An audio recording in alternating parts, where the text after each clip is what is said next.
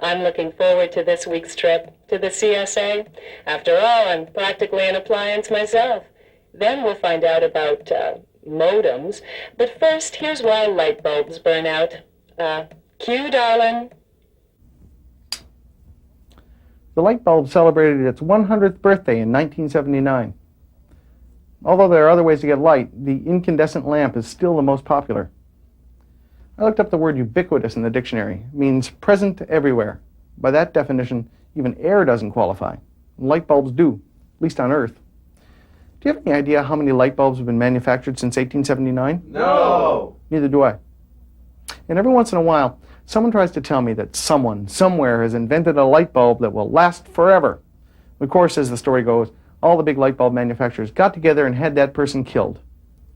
There is no secret to making a light bulb last for a very long time. It's just a silly idea. Get out of here. The basic 50-cent light bulb is optimized for economy, and the short-lived model gives the most light for the least amount of electricity. This is basic incandescence. I'm forcing a current through this fine wire filament. The wire glows and gives off heat. At this rate, it'll last for quite some time. Let me make a little design change here. It'll give off more light, but it fails quickly. Now, in my example, the wire broke because it got soft and it could no longer support its own weight. Also, the wire is exposed to the oxygen in the air around it, and it burned.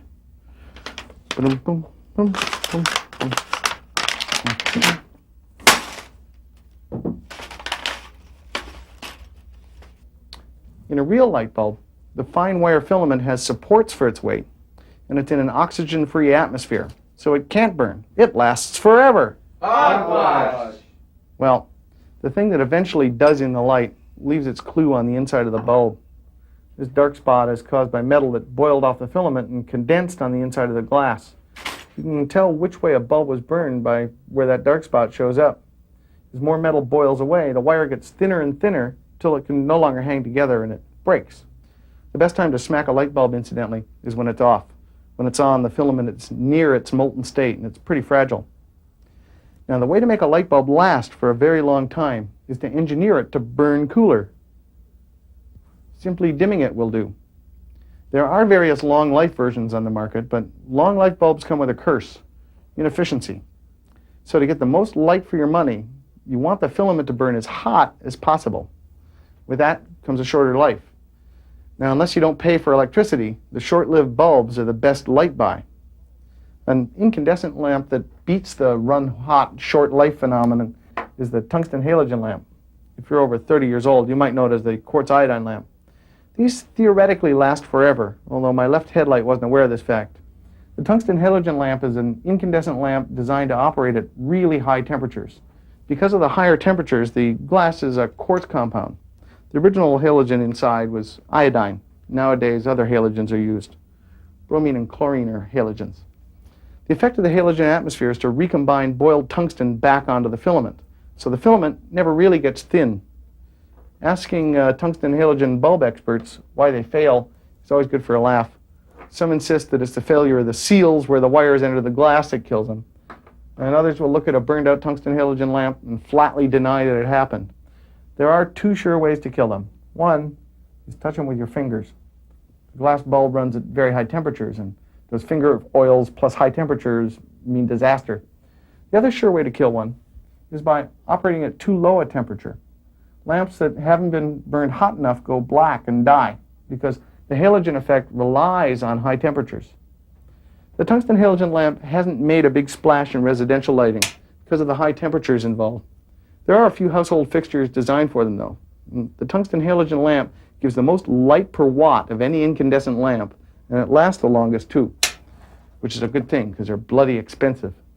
I walked home from the service station realizing I just paid $50 for a light bulb, which brings me back to Old Faithful. Getting a little tired there, Old Faithful. Come on down. This is pretty close to the original carbon filament bulb that changed the world in 1879. The goal back then was to find an electric lamp that would give as much light as a gas flame. Today's bulb gives much more light for the same amount of electricity, and it's frosted to give a softer light. Here's a tiny light source giving off light in all directions. An object in its path blocks all of the light rays and casts a hard shadow. If the source is made bigger, rays of light can sneak around the object, softening its shadow. You see that same effect on cloudy days. It's considered very chic to have clear light bulbs in your house, but they should be in fixtures designed for them, or the shadows will drive you crazy. All things considered, a 50-cent light bulb isn't a bad deal. And next time someone tries to tell you that there's some sort of light bulb conspiracy, you know what to tell them. Balderdash!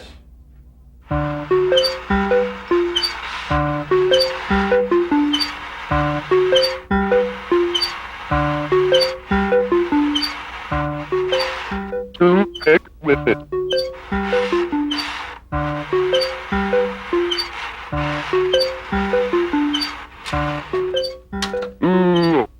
Yahoo!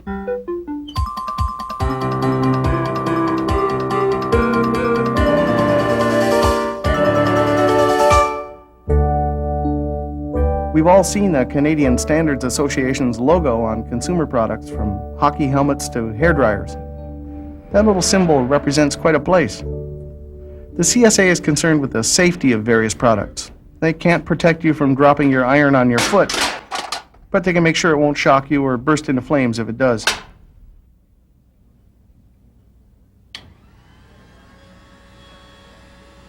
Sometimes safety is directly related to performance. This hockey puck is about to be dropped a calibrated distance onto a face mask.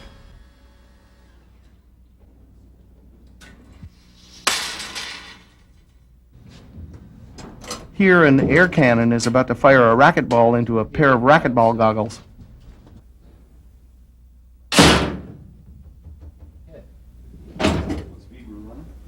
A piece of paper and carbon paper under the goggles registers the contact area. And if you look inside here, it shows you that it didn't contact the eye.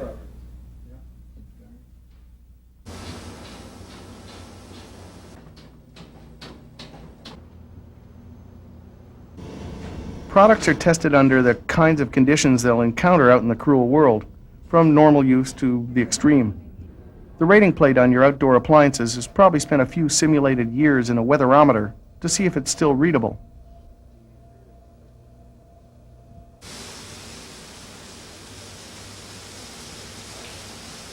This lawnmower is going to be tested for electrical leakage to its metal parts after it's been left in the rain for a while.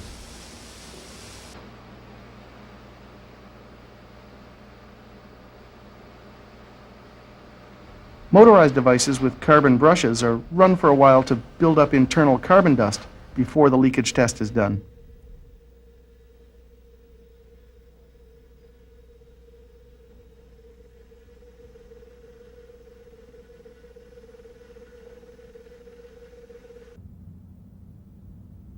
Electrical devices are all tested under stressful conditions. This fan will have to operate for 18 days with its rotor jammed without causing a fire hazard. This vacuum cleaner not only has its rotor jammed, but it's covered, in case yours is under the drapes when it jams.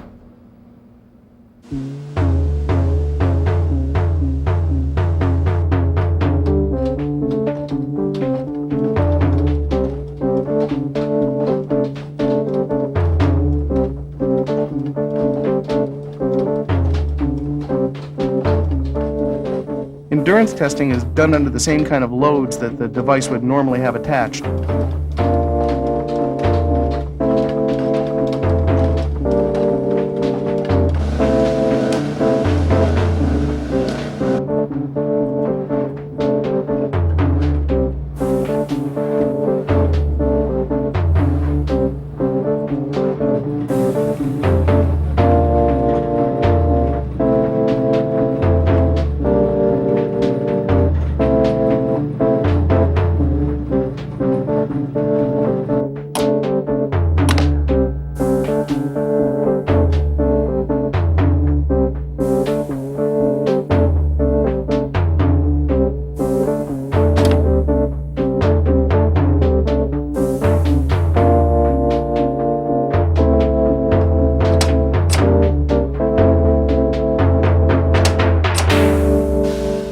A protective thermostat undergoing a cooling cycle.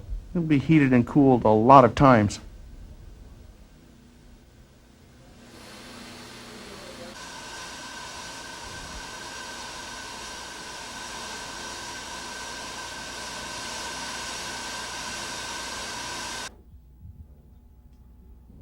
This is the lab for vehicle lighting and reflectors.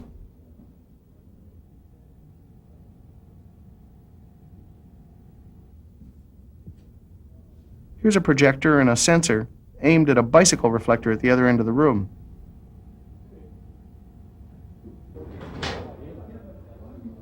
Electronic appliances are studied for potential problems. Then faults are introduced. What would happen if this diode failed? These guys get paid to break, then repair the same item over and over.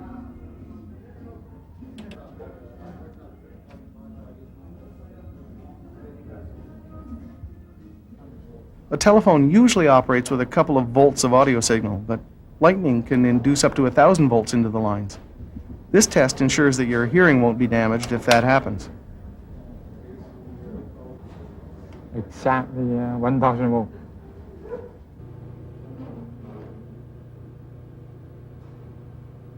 There are often extra things to anticipate. This flame test checks that a plastic cabinet won't support a fire if the unit that it houses causes one. If the appliance comes in different colors, each color of plastic has to be checked.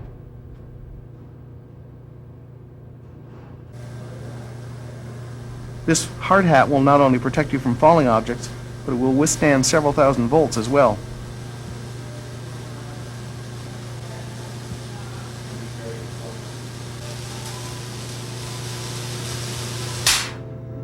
This one passed.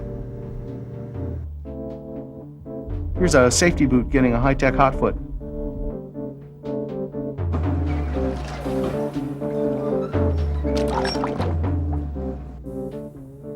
A product with the CSA logo is tested for safety. That doesn't mean that we can't hurt ourselves with them if we try hard enough. You can still cut your toes off with your lawnmower. You just won't get a shock at the same time.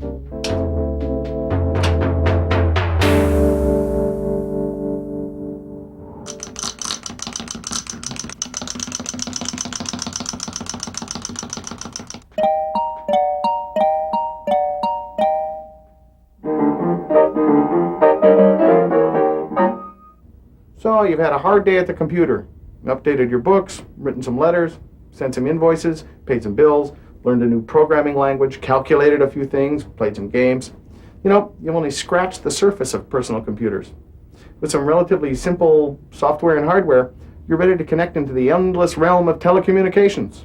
Out there, somewhere, are hundreds of big systems that will search information for you, like browse through an encyclopedia, shop for a toaster, leave instant mail for anyone in North America, order and receive software for your machine, change your bank account, change someone else's bank account, start an international incident. This is all possible because all computers, no matter what their size or price, can exchange words in a form called ASCII. That's an acronymese for the American Standard Code for Information Interchange. ASCII is sort of Esperanto for computers. Now, because of ASCII, my little machine can speak to any other machine. All we have to do is hook them up. Heh. There are some considerations. The obvious way to hook a computer in Toronto to one in Toledo is with a phone line, because that network's already in place. But we have to take care of our little computer first. Now, because the interchange of information is standard among all machines, you have to throw all of your machine's personality out the window. Your machine might be capable of color, graphics, sound, and a lot of fancy tricks, but some other machine won't understand them. Hooking yourself to another computer is done in the most basic of ways with a thing called a terminal program. This one allows me to communicate and store the session on disk for reading or printing later. It also allows me to send things from my disk. Maybe a program I want to send someone or a letter I've already typed with my word processor. Now, terminal mode. First thing you notice about your machine under the control of the terminal program is that it behaves strangely. In this case, I can't even write on my own screen. The machine's dead. It's not actually. As I type the letter A, the terminal program is directing its ASCII code to a plug on the back in the coded ones and zeros that computers love. Internally, the computer deals with ones and zeros, something like this. This is ASCII for the word hello in 8-bit bytes. H-E-L-L-O. Now, to communicate over the phone line, the machinery has to send these parallel bytes serially. Let me send you some serial information. Ready?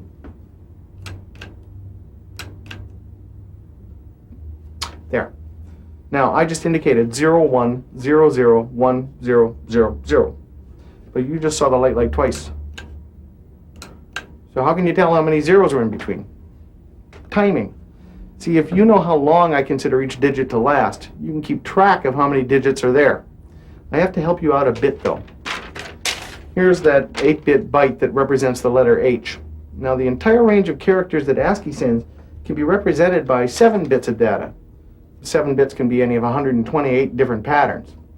Now, if they used 8 bits like this, all ASCII bytes would start with a 0. When my digits start with a 0, you don't know when I started sending the digits. So, for communications, I add a 1 to the beginning of every character I send. It's not significantly part of the number or anything, it's just a signal that a character is coming. So to eliminate any further iffiness, I also send you a 1 at the end of each character, and a bit that helps you confirm whether or not you got my transmission correctly. The two computers that are communicating have to agree on all of this in advance. So the terminal program allows you to adjust all of this extra coding. Most communications uses 1 start bit, 7 bits of data, 1 stop bit, and a parity bit. The parity bit is used to flag whether there's an odd or even number of 1s in the data bits. It can be used to tell if anything went wrong in the transmission. So, got the two computers ready to talk. Now we have to take care of the telephone connection.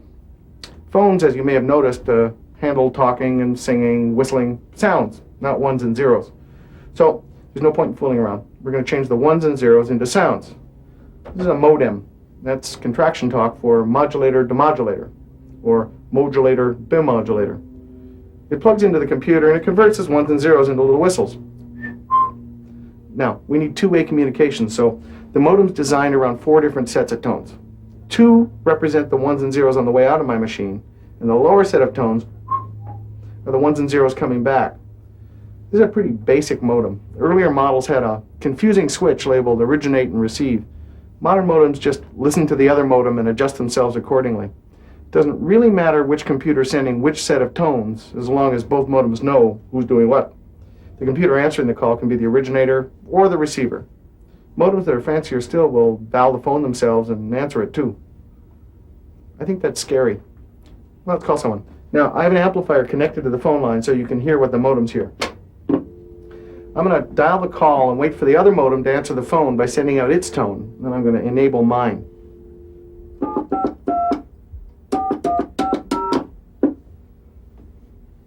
Now, this is a real number, not a 555 number. There's the other modem. Here's mine.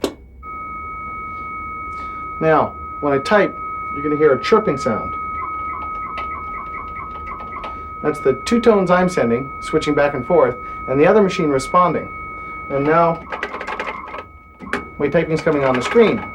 My characters are actually leaving the other modem, going across the phone line as tones, into the other machine, which is echoing the letters that I type back to me.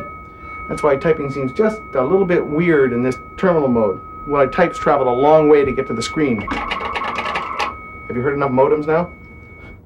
Now, because the other computer's in charge of letting me see what I'm typing, it can choose what it wants to send back. Often on a system that requires a password, the other computer won't echo your password back to you, so that someone looking over your shoulder can't read it. Now, I'm sending these characters out at a rate of 300 bits per second. That sounds fast, but the communication is a series of 1s and 0s, and it takes around 10 bits to send just one character. So I'm only really sending about 30 characters per second. 300 bits per second is known as 300 baud. Haven't got a clue why. 300 baud's fast enough for typing back and forth, but people who transfer whole pages of information have fancier modems that whiz along at 1200 baud. If you're calling a big system, it'll listen to you and automatically adjust itself to your baud rate. Hey, look, I'm getting some mail. Excuse me while I fix this guy's bank balance.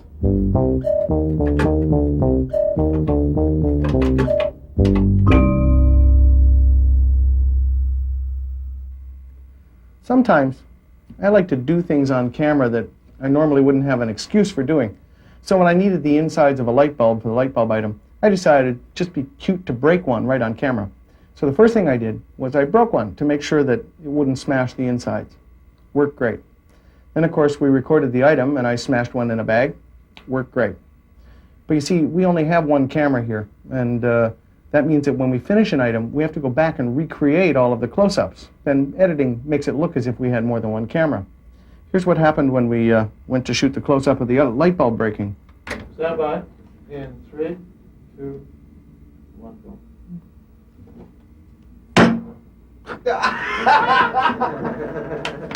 Nice ball. Don't make them like they Holy Now, of course, you notice that I've rotated it just a little bit in the bag in the stupid belief that maybe I hit a tough spot. Take 2. Stand by. Hold it. And go. Is this a gag? All right. Is this a gag? Now, even though I'd put the bulb in the bag myself, there was a fleeting moment where I thought somebody had substituted one that was made out of stone. At this point, after 2 failures, the suggestions start to roll in from the crew, and then Peter the Grip will read to us from his book. It's a little beauty, that one. It's a new one, that's why. Maybe it's harder. We busted its buddy already. I like this letter. Yesterday I had a health examination. I am 100% in good health. My friend examined me. He is going to be a doctor. Love, Lisa. And of course, when things are going wrong, you always start to run out of tape. Stand by. Run out of tape and go. Well, as I say in the business, there's always take 8. This bulb will Sledgehammer out. never work in this town again. Oh, one more shot. One more shot. Here it goes. Give her a good one, Dave. Why do I feel like I have a piece of glass in my hand? And go. Of course, we couldn't cheer at that point because the cheering wouldn't have made any sense in the final item, and we had to hear the sound. Well, on the next episode of Acme, we're going to look at what electricity is, how the brakes in your car work, and we're going to take a little field trip to a glass bottle plant. With any luck, maybe the close-ups will work a little better.